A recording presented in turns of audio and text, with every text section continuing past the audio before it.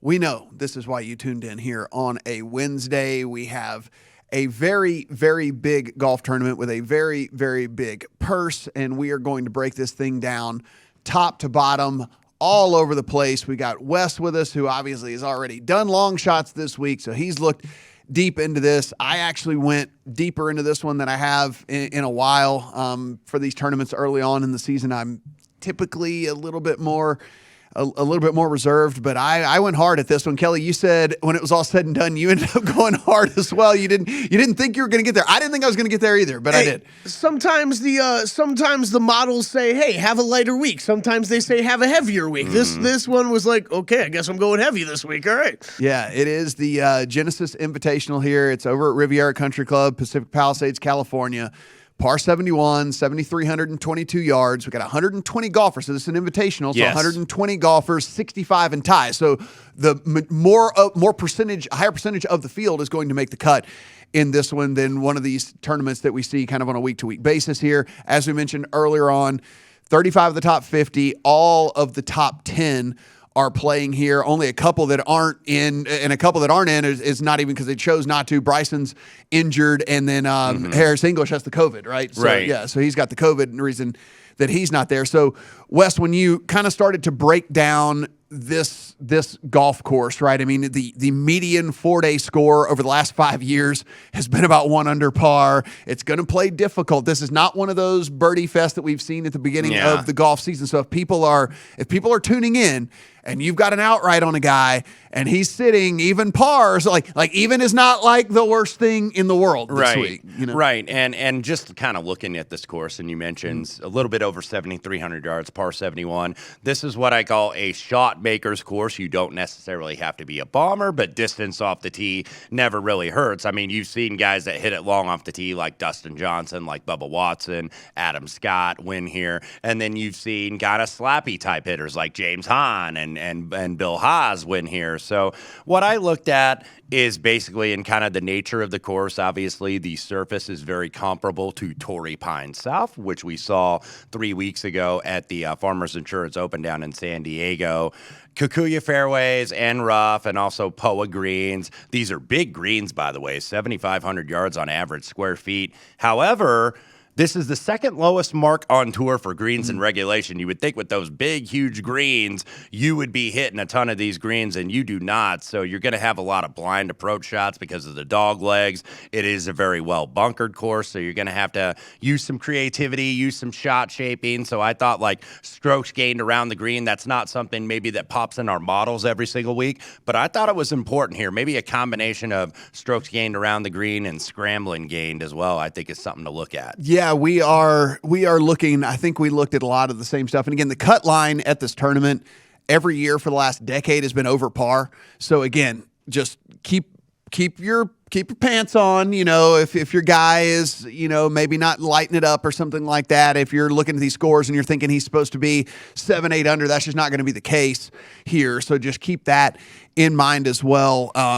You know, narrow fairways, as you know, bottom 2 in average driving accuracy since 2015. But the rough isn't all that penal, so it's not really that big of a deal so long as you're not spraying it or whatever, because then you get all, you know, behind trees, things like that. But, you know, so long as you're not spraying it, it's not going to be all that bad here. As you mentioned, the greens and regulation deal, I mean, it's just 56% of greens in regulation, one of the lowest on tour.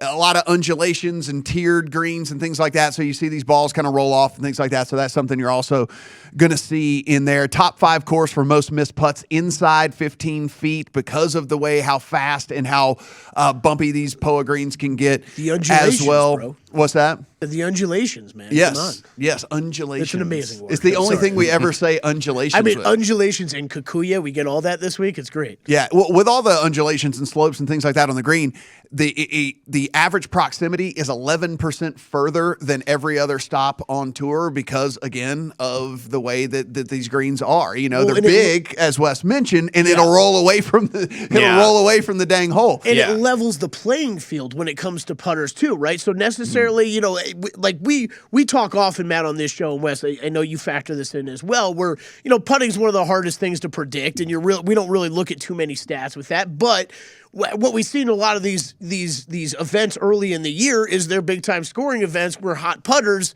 can carry the way, and these greens are really not gonna. I'm not going to say a guy who's hot putting is not going to carry him this week, but it is much harder to putt very well. It's not going to be like Scotty Scheffler last week, who I had in Phoenix, who was second in the field for strokes gained and putting. He was actually one of only 2 players in the field last week in terms of in the top 20 at the Waste Management Phoenix Open to actually lose strokes on approach. And every week you turn in this show, approach more often than not is at least somewhat factored in terms of modeling. And you just don't see guys win tournaments when they're losing strokes on approach, when all these guys are knocking their iron stiff. But when you putt like Scotty Scheffler did, you can do so. And Kelley, to your point about putting this week, the putts actually like 5 feet in are really hard. You're going to see, if you watch this coverage throughout the weekend, you are going to see a lot of 4 and 5 footers miss that you don't ordinarily see most weeks on tour. And if you watched last week, one of the things you're not going to see either is any water. There's no water at all on this course, so we're not going to have people getting wet. But as Wes mentioned, I mean, it is heavily bunkered. So I mean, like, that is how they are protecting against. And we say how hard this course is going to be and how low, how the scoring isn't going to be all that great. That said, if you tune in, you're going to look and you're going to say, what are these guys talking about? Look, hole 1 is the easiest par 5 on tour. So like they're going to score. So when you see your guy 3 under 3, don't be like, oh, I got to go bet this guy live immediately. Yeah. Like number 1 is the easiest par 5 on tour. It's basically just like a long par 4. I mean, it's 500 yards and plays downhill. So they're going to score on 1. So don't get all happy after the hole 1 because everybody's going to score on 1 on that one. Real quick on that note, because this is something, Matt, we've talked about a couple times, but we not too much because we don't have access to markets like this. But the East Coast markets, if you're out east in Colorado, in Illinois, or whatever, and you've got access to a book like DraftKings that is constantly running live odds, if you're looking at tee times and maybe looking at someone who goes off in the afternoon, maybe a shorter price you don't want to play them at, that's something you can do. Wait for those guys to knock in a few birdies on those few early holes. You might be able to get a better price when your guy hasn't even stepped onto the course yet. So I think that's something I've kind of watched over like the past year, seeing how those odds adjust. And they do, because you're getting low scores on them. Well, I'm glad you brought up the odds, because that's probably something we should talk about right now. We've gotten this far into the segment. We'll get to it in some point. Yeah, we haven't talked about it. So your short shot, as he's going to be basically every tournament that he tees it up, is Jon Rahm, 8-1 to win it all over at DraftKings. Now, there are some better numbers out there on Rahm. It's short regardless on him, but I think you can still find like 950 out there on him. So do take a look at that. Cantlay, 10-1. Justin Thomas, 14-1. Dustin Johnson, 16. Colin Morikawa, 16. Hideki Matsuyama's at 18. Rory McIlroy's at 20. Xander Schauffele, 22. Cam Smith, 22. Scotty Scheffler, the winner last week, at 25. Vic Hovland at 25. Will Zalatoris at 28. Brooks Koepka, 35. Bubba Watson, 35. Matt Fitzpatrick, 35. Sungjae M at 40. Jordan Spieth, 40. Taylor Gooch, 40. Russell Henley, 40. Sam Burns, 40. Adam Scott, 45. And then you even get into some very familiar names in the 50 playoff participants last year. Like, you actually get into some really familiar names in the 50-1 and longer range. Max Homa, Tony Finau, Mark Leishman, Joaquin Niemann. These are all in the 50 to 60 range here. Sergio Garcia is 60. Seamus Power, who has been one of the best form of anybody early on in the season here, is sitting at 60 as well. Paul Casey, a guy I have in some head-to-heads we'll talk about later, is at 60-1 as well. Jason Kokrak, Thomas Peters, both at 70. Kevin Na, 75. So we have, basically where we're going with this, very deep field, very, very, very star-studded field, and you are actually getting a little bit, longer numbers on some guys that you normally wouldn't get longer numbers on based on the strength of this field as well. Yeah, no question about it. This is a deep field, only 120 players, as you mentioned, but when you have 35 of the top 50, I mean, you look at the two guys that I mentioned, the playoff participants, that would be Max Homa, who defeated Tony Finau, hurt my feelings a little bit last year in that event, but they are both at 50-1, and you're getting really quality players who have played well here. Like, you see, like Paul Casey, remember he was in that playoff several years ago with DJ, and they got ousted by a 200-1 long shot, that being one James Hahn. So you get quality guys here at big numbers. Yeah, it's super, super interesting here. Kelley, as you were breaking down everything last night, anything that you found interesting about the course? I think the main thing for me is that, there are going to be guys that are finding themselves in the rough that are off of the fairway here, but I would say, again, don't panic about that, right?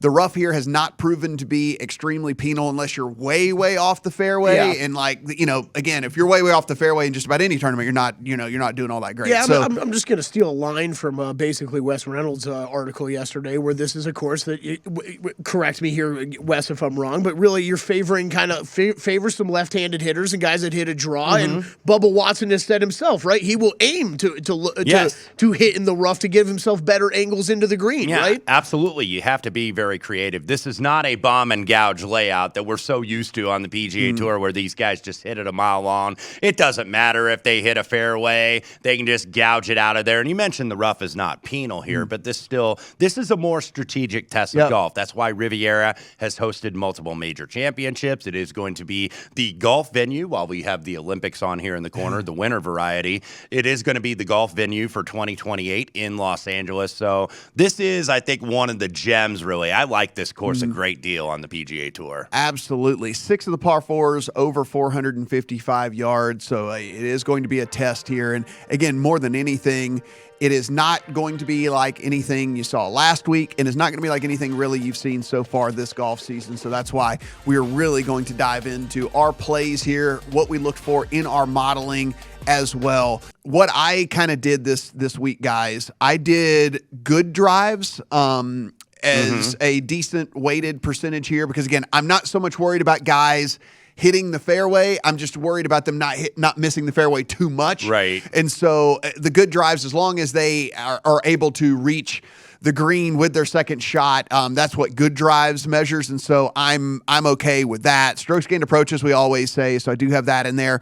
I went heavy on around the green, Wes. Yes. So I evenly distributed good drives approach and around the green, 20, and 20. And I actually doubled up on this a little bit with 10% of scrambling as well. That's how important I think it is to be good around the greens and be able to get up and down in bad situations here at this course. Driving distance comes in at 15% for me. Sand saves, because of how many bunkers are available.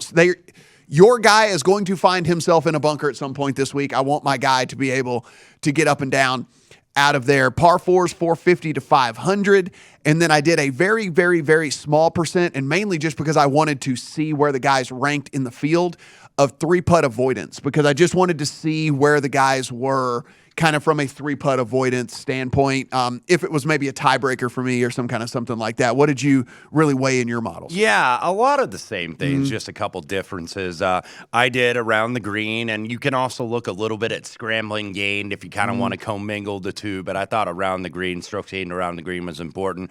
I did a combination of good drives gain and a little bit of strokes gained ball striking, which if you look at that category, strokes gained ball striking basically combines SGOTT off the tee with strokes gained approach. So I thought that made a lot of sense this week. And then I looked at GIR gain just for context, but oftentimes when you look at like greens and regulation gained and approach, you get a lot of overlap with a lot of the same names. Maybe they're ranked a little bit differently, or it's an inverted order, but oftentimes I think you get overlap. You mentioned about going into the last break, the par 4. 6 of the par 4s are between 450 and 500 yards. So I went strokes gained par 4, 450 to 500, and I basically did last 24 rounds. You can go 12, 24, 36, 50. I like to go a little shorter when there's less of a sample size here early in the season. I looked at strokes gained putting POA, but I didn't really do a lot with it, because I think, it can be kind of misleading. Certain POA greens are a little bumpier than others, so I think that, especially on POA, which is a more rare surface on the PGA Tour, certainly than bent grass or Bermuda, I think that's so hard to model. I'm with Kelley, so I didn't do a ton with the putting. Yeah, I did absolutely no putting at all because of just how random I think that this is kind of going to be this week. The only other tweak that I did make was I did put difficult settings on hitting fairways. I did click the difficult, because again, it is going to be difficult to hit these fairways. So I did want to see which guys are hitting it out there pretty far, and even if they're not hitting the fairways, they're still able to kind of play it and play it in good. So I did click that as another factor in in there. Kelley, what'd you look at? Yeah, it was heavy ball striking for me. And then I kind of split the difference between driving distance and good drives. Factored that in there as well, like you guys did. Heavy on the par fours, 450 to 500 yards. Heavy on around the green, and then. Smaller ones that I factored in were the 3-putt avoidance, like you talked about, Matt. I think that's pretty important this week. Sand saves, I even did a little bit of scrambling, a little bit of that was basically it. As far as the model, as far as really what. The one thing I want to say before I get to my bets here next, and then we'll go around with everybody's bets. This would be the first week, I would say, Matt, between all the models that I'm running of last 12, last 24, last 36 rounds. This would be the first week of 2022 where I would say the average of where everybody stacked up. John Rahm is not number one this week. It is Justin Thomas. So that led me to a Justin Thomas bet this week. Got him at 16-1. Him on an outright, him on a top 20 for me this week. We have been talking about Collin Morikawa for seemingly 2 weeks now. We've wanted to see this guy back at a PGA Tour event. Had to grab a piece of him here. Not really, in the shorter version models, not really popping as much, but Morikawa, getting him at 22-1 was not something I could really pass up on. Played the outright on him. Looking forward to seeing him back here at this golf course. Rory McIlroy, 24-1. I believe we are all on him. But a guy who has some good experience here at this golf course. Same thing with Justin Thomas, but good experience here at this golf course. 24-1 on a guy of his caliber, I think, is a number that you can't really pass up. I'm guessing everybody here agreed. So grabbed him in the top 20 market as well. Last one, Sung JM. I believe all three of us played him as well. Was able to find a 50-1 on him. So played him in the outrights as well as a top 20. Other top 20s I added was really, these were really all model plays. And we've been talking Taylor Gooch, Luke List, Will Zalatoris really all season long. But, it's one of those, are these a little skewed because of how well Gooch and List have done early in the season? Of course, the numbers are a little bit, but this is where I'm still going to trust. They're not for me. Still going to trust the models and still play these guys that end up pretty high up there. I've got long tail on both those guys where they still are coming up for me. So yeah, it's interesting. Wes, what are you on here? What's on your card? Yeah, I match with Kelley in terms of JT. He did miss the cut the last 2 years here. Remember, he was runner-up in 2019 to his fellow Kentuckian JB Holmes. I think even though they're very good friends, JB one of the slower players on tour, and I think that threw JT off, and maybe a reason why he shot 75 on Sunday and took himself out of the tournament. He's still kind of trying to piece his game together, but one of the encouraging signs last week was that the bread and butter's back, and that's the approach game. That's always the bread and butter with JT. Second in the field for strokes gained approach, second in tee to green.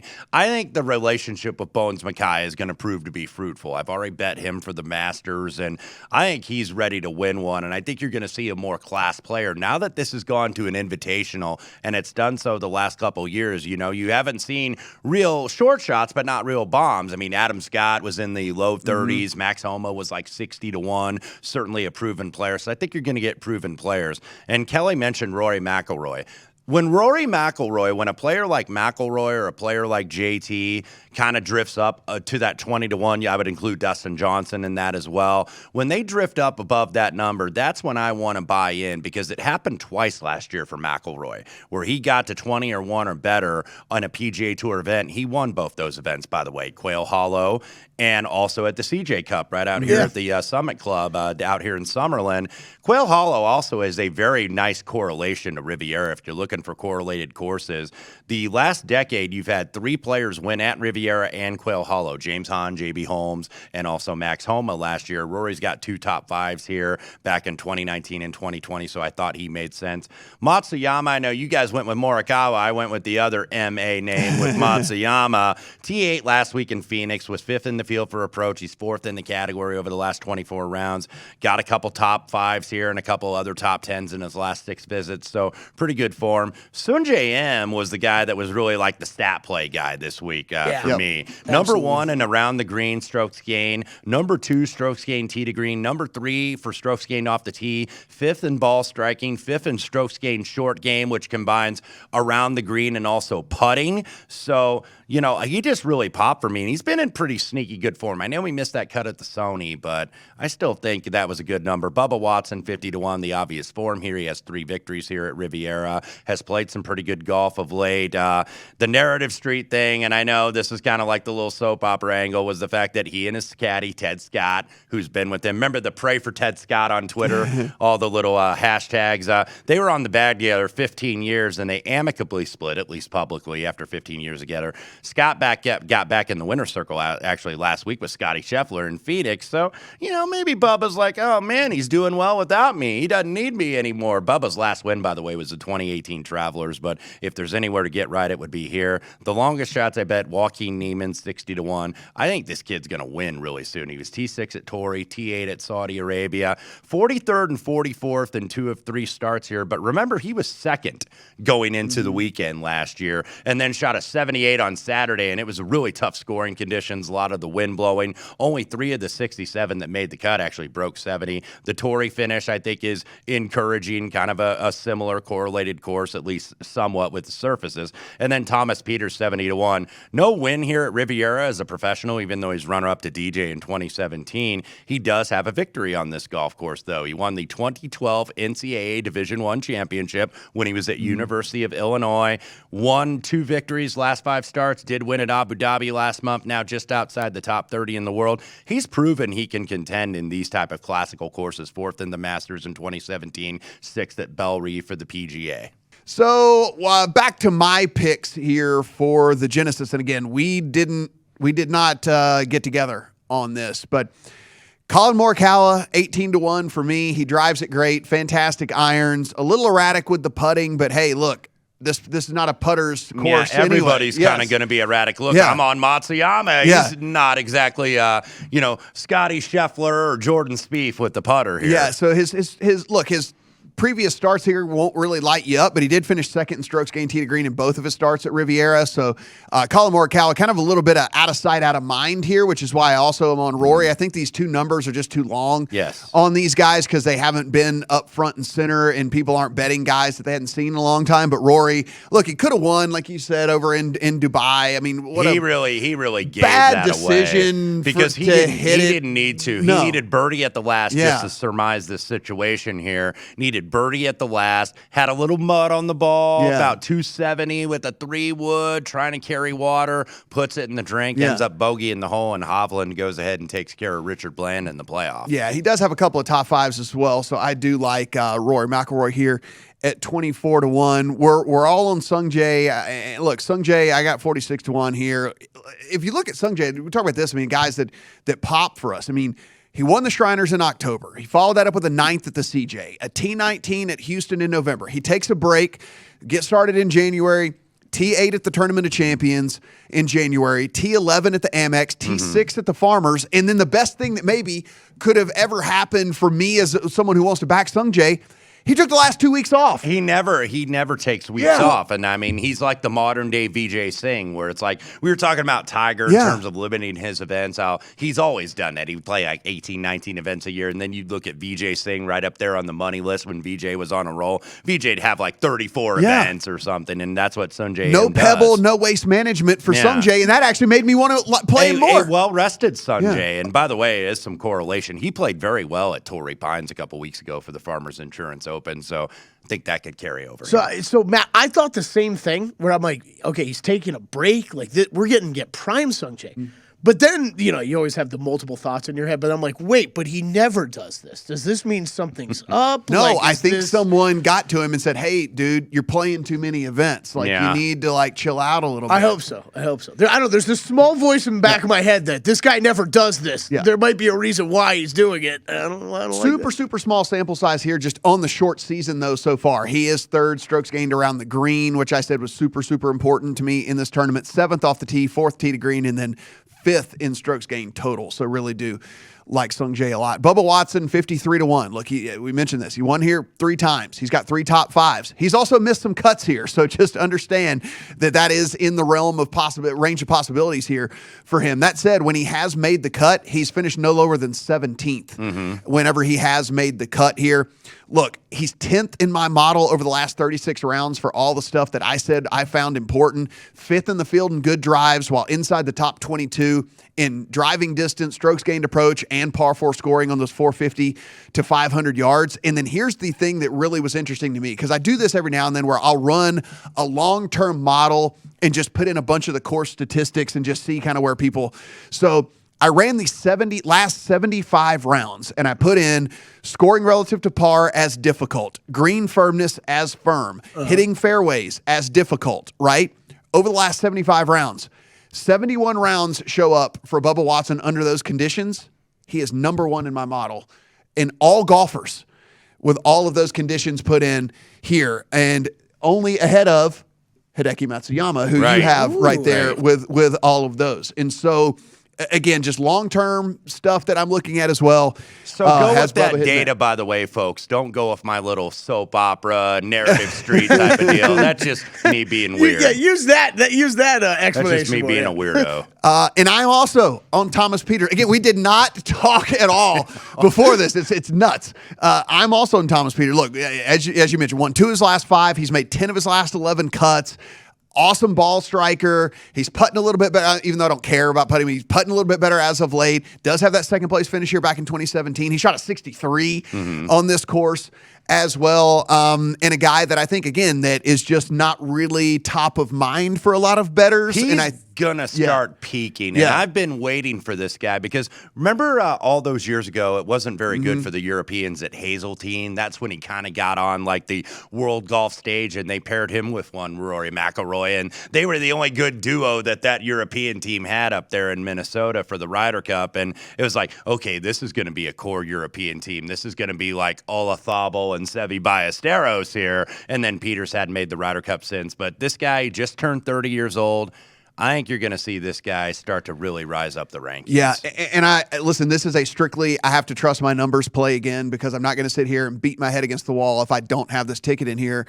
I've got Luke List at 84-1. I mean, you go back to that 75-round model that I just talked about, guys, 16th overall. You go to 50 rounds, he is 8th overall. You go to 36th rounds, he is 4th overall. Yeah. And if you go to 24 rounds, he's 3rd overall with all of those weighted categories in there. And again, I understand. I get it. His win equity, I mean, he just won for the first. I get it. Like, his win equity isn't all that high. Right. But maybe he turned the corner. Look, we saw Kokrak, who could never win. Yes. Kokrak finally won, and then he was able to win multiple times. And so maybe that's just what Luke List needed to kind of get over the hump. Yeah, these numbers the last 24 rounds. 5th in strokes gained off the tee for Luke List. 7th in good drives gained. 2nd in strokes gained ball striking. By the way, these are all last 24 rounds. 3rd in greens and regulation gained. 5th in strokes gained around the green. Now I'm kind of wanting to add him actually to my card now that he's popped. I was like, and I noticed it, but it was like he's in every single one of these. So that might be one I'd be looking to add potentially live. So the placement markets here, again, as we talked about tons of times, if this is your first time watching, any guy I have an outright on, I'll have some sort of placement market bet on as well. So they just understand that I'll have a placement market bet on all of those guys. That's what I do, too. I usually play a little bit of top 10. That's kind of like my only way of betting, because we don't have each way betting here, of course. Which is criminal. Do it, you cowards! Which is come criminal. on! What are we doing? And actually, an interesting discussion I had. Derek Stevens wants to do something unique for his shop down at Circa, and he wanted to treat it like horse racing, where it's like, can we do like a win-play show where we have payouts, get more people involved? And I'm like, you kind of just explained each way betting to me. Yes. If you do like the top 5 or the top 6, that's basically what a lot of the UK exchanges do in terms of golf betting. So top 20 outside of that, I have Matthew Fitzpatrick, top 20. Top 30, I have Joaquin Neiman. Another guy that I really do think high things of as well. And then top 40 market, Lanto Griffin, Siwoo Kim, and then Kevin Na as well. I'm willing to look past that Kevin Na isn't the longest off the tee here, but every other box he checks really, really good. And here he can roll it and get really hot with the putter. So another guy that I do have in the top 40 market. And head-to-heads, a couple of Paul Casey's. Casey over Henley, Casey over Garcia. And actually, you're getting pretty decent prices on those as well, which really was shocking to me. Bigger head-to-head bets that I have made in quite some time, actually, on a couple of those. Na over Kokrak, because, again, I just really, really like Na on this course here. And then I have Sung Jae over Tony Finau. I don't think Tony Finau is in the right form right now. Yeah, I don't either. Something's wrong with him. Yeah, because people have been asking, and it's like, he's been slow to get off the deck here in 2022. And obviously he was the runner-up here. He's played well on the West Coast swing over the years, but maybe he'll peak as we get into the Florida swing, because he's certainly not doing so right now.